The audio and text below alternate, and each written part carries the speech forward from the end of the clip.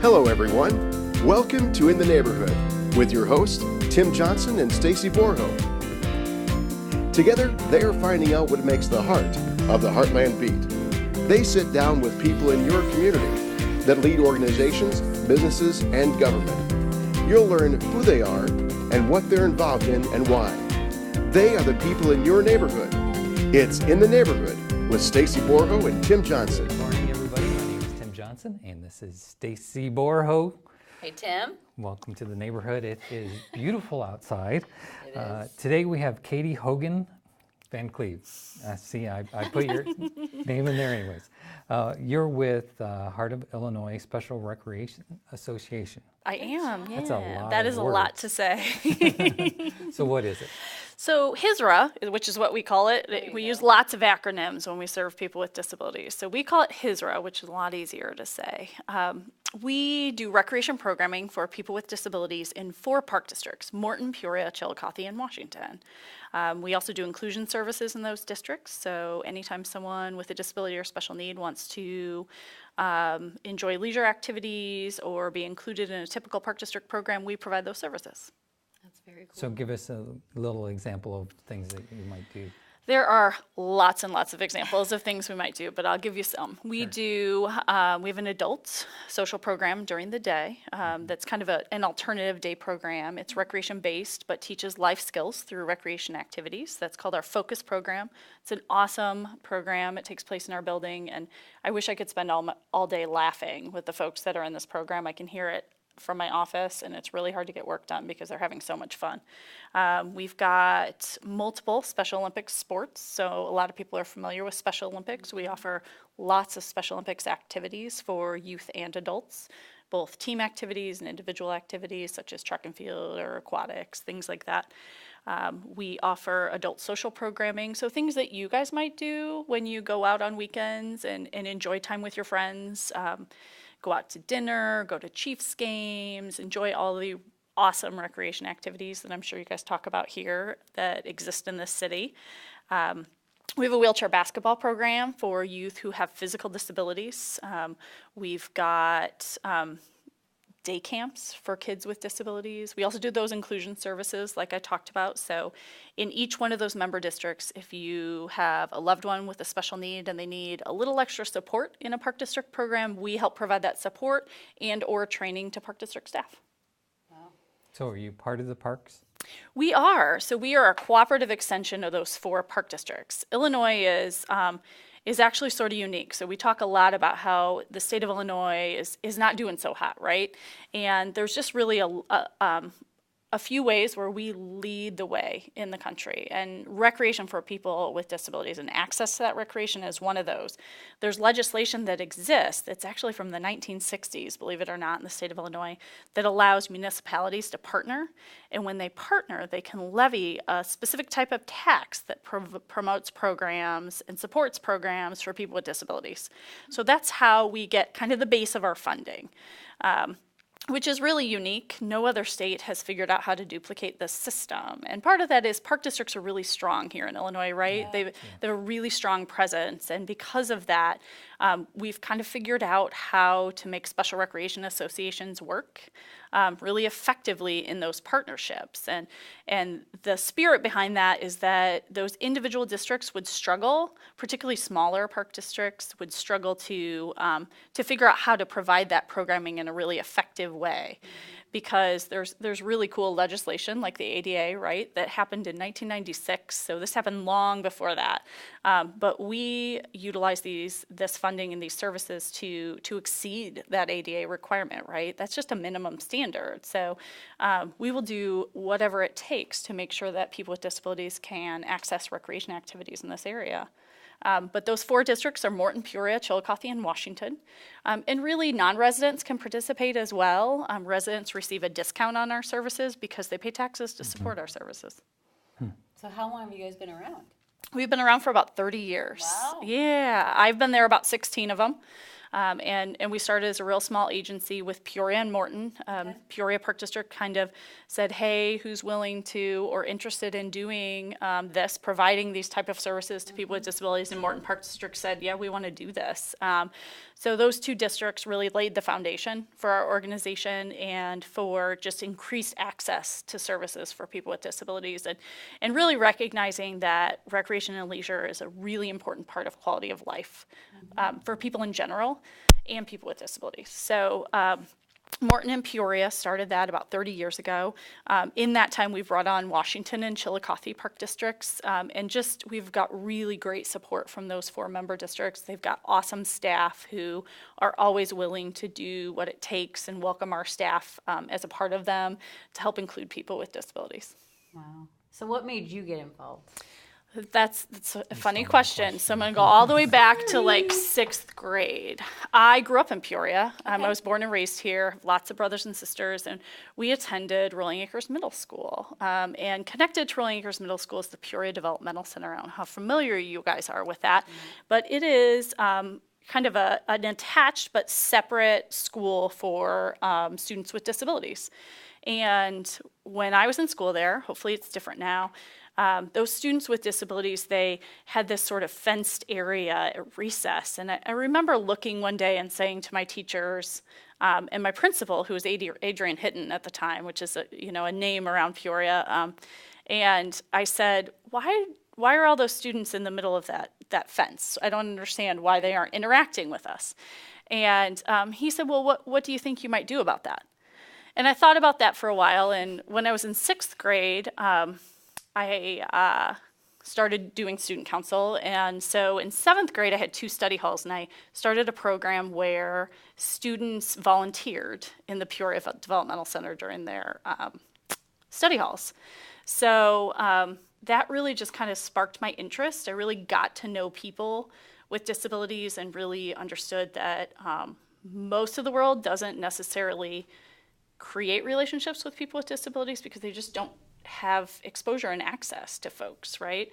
So so I started doing that in grade school, and in high school I'd go back and I'd help out where I could when I wasn't playing sports or babysitting my sisters or something, So so I'd go back and I'd volunteer, and I did some other volunteer work, and I really just decided that I wanted to figure out how we could create a world where people with disabilities were valued. And so I studied psychology and social work in college and continued to volunteer and seek out experiences for that. And while I was in college, I worked for the Peoria Park District, and I did some inclusion for them. And that was a really rewarding experience. I loved recreation. I loved just providing experiences that were worthwhile for people, and I loved helping other kids see that they could connect and create relationships with people with disabilities. So in my adult life, I managed group homes for adults with disabilities for a few years and enjoyed that quite a bit, but really kind of missed the opportunities to kind of enhance people's quality of life as opposed to just maintaining it. So I started at HISRA about 16 years ago. That's so cool. It's a long story. It's really given me quite a bit. I owe quite a bit in my life for the opportunities I've been given. It's how I met my husband. Our daughter still gives back. She's 4, but we still figure out ways to have her help and give back. We coach the wheelchair basketball team for HISRA. So I just have always believed that in that sort of who much has been given, much is expected. And so I really, I look back on my life and realize I've been given so much, and I just want to give that back to other people. That's so cool. We love people. Before I even met you, I knew that you were passionate about what you do, and that reputation even preceded me getting to know who you are, mostly through your husband, who's a realtor also. Sure. And, yeah, guy cooks great cookies, by the way. I know, I've had them. He is extremely talented, makes great cookies, and sells a mean house. So, there's that too. So I came in March Madness and saw you guys play just a little bit, won the tournament that you guys were doing. Looked like a lot of fun. We did. I was really lucky to work with the Illinois High School Association starting right after I came to HISRA about 16 years ago. And we hosted the first ever state high school association sponsored wheelchair basketball tournament, which is a big deal, right? Because there are not a lot of state organizations that are really getting behind including athletes with disabilities. And we were super lucky that IHSA was very open to those opportunities, and they helped me create this tournament. And a lot of credit has to go to them, because being open to something like that you don't know how to do is difficult, right? Mm-hmm. So offering those opportunities is really, really great. The state, we started that 16 years ago, and this is the first one our team has won. So I formed the team about 16 years ago when we kicked this project off with IHSA, and we finished second a couple of times, and we finished third, and that's been super exciting. But this one was pretty sweet because it was the first one we'd won in 16 years. Yeah. First place is always a lot of fun. First place, let's be honest, first place is way more fun than anything else. That is for sure. That's so cool that you guys did that. So what are some of your greatest or biggest needs right now? Well, I'll tell you what, funding for any program that serves people with disabilities, any social service program in general, I'm sure you hear that a lot. Funding is always an issue. We're lucky enough to receive that kind of financial base of tax dollars, right? Which is great, but it's never enough, right? I mean, you hear about all those budget shortfalls, and our operating expenditures that we receive in tax dollars really has not grown in quite some time. But the cost to do business, right, has grown quite a bit. And as you've heard with the condition of the state of Illinois' budget and other social service agency budgets, when they, cut their budgets, people look to us to provide more services, because we also provide an important source of respite for folks, particularly for families who have loved ones who live with them, have children with disabilities, things of that nature. Our day camp is a huge example of that. What do you do with a young one with pretty significant special needs in the summer when you've got to work and they need childcare, and they need childcare that goes kind of beyond just, someone babysitting? You need something that's going to connect May to August and really help them continue to develop those skills that they're working on all year long. So that is probably one of our biggest issues. Qualified staff is always a challenge. We've been really, really lucky. We have a lot of pre-professional employees who go to school at ICC or Bradley or sometimes even Illinois State University, who come and work for us, and it's a really great opportunity for them to get a lot of fantastic skills, a lot of on-the-job experience as they transition to careers in education, special education, sometimes health science. We've had a lot of pre-PT students, or even PT, those working on their PhDs, and it's a really great opportunity for that on-the-job training that kind of sets them apart when they come out and they're looking for jobs. So those are probably two of the things that we need most. We occasionally also need volunteers. Our Special Olympics program uses quite a bit of volunteers, volunteer coaches in our Special Olympics program. We're kicking off our Special Olympics golf season here coming up pretty soon. Our Special Olympics softball teams will be kicking off pretty soon, and those teams practice weekly and then go to competitions throughout the state, depending upon where those competitions are. So we always could use, qualified volunteers or people who just have the right heart for giving back. We can give them the rest of the skills. Just have to kind of have that interest and passion. Wow, so cool. Another great place that you can get involved, and it makes it simple, easy to get involved. We try to make it simple. For the most part, you got to pass a background check, and we can kind of give you the rest if you have that interest. And it is so much fun, and it's so rewarding. I can't tell you how many things it's given to my life. And we've never had a volunteer who hasn't talked about how rewarding the experience is. I think they experience the same thing I talked about when I got into it, right? A lot of volunteers are a little bit surprised that they've never taken the opportunity to get to know people with special needs in their community. Right. And this is a great way to do that. So in regards to the people who are accessing your program, do you have like a waiting list? So for some programs we do. Okay. We have an adult social program, our focus program I referenced that happens during the day. It's sort of it's a really flexible program. So there are a lot of great programs out there, right? EPIC has a day program, CWTC has some employment opportunities and other programs, and all those folks are doing awesome things. And what we do really kind of complements that. So there are a lot of times what you find is folks with disabilities are either unemployed or underemployed. So this program is pretty flexible. You can access just Mondays or just Tuesdays or just Wednesdays or just Thursdays for that program. So if you have a job or a volunteer gig a couple days a week, you could fill in with this program. And that program does have a wait list. We're actually currently working on some grant options to expand that program because there's just a lot of people not receiving the services that they need right now. Our Special Olympics program, some of those fill up sometimes. Our day camp right now is full, but it's May 1st, so that makes sense. But if you hit us in January, it's not full. So it just depends on the activity. We typically meet with a family and just assess that person's needs, talk with the individual, talk with the family. And then we assign staff and train staff so we can specifically support that individual in the programming that they choose, whether that's in inclusion services, whether it's in some of our programming, just whatever their recreation goals are, we help try to meet those based on what information they give us and what supports they need. That's so cool.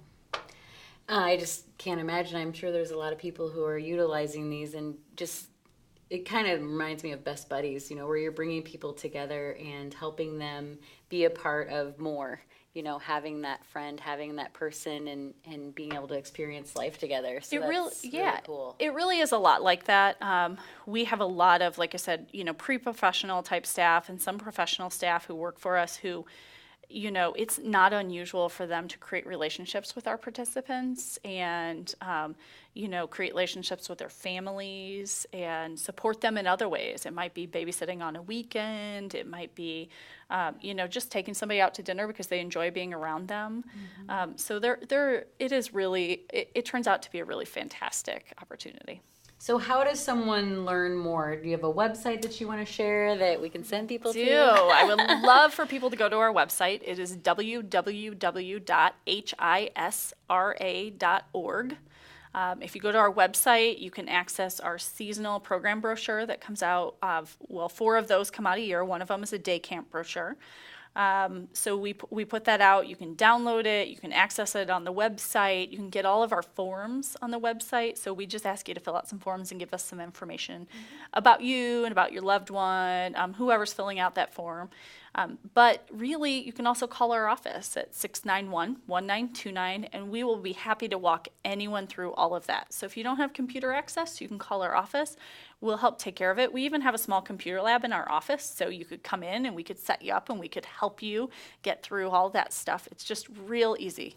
And where's your office? Our office is at 8727 North Pioneer Road in Peoria. It's off Town Line, so people often drive up and down Pioneer Parkway and say, I can't find you. But we're on Pioneer Road, which is back in that industrial park. And we've got a building there that we do programming in. We've got lots of fun things to do in that building, but then we do lots of community-based activities too. So awesome. Awesome.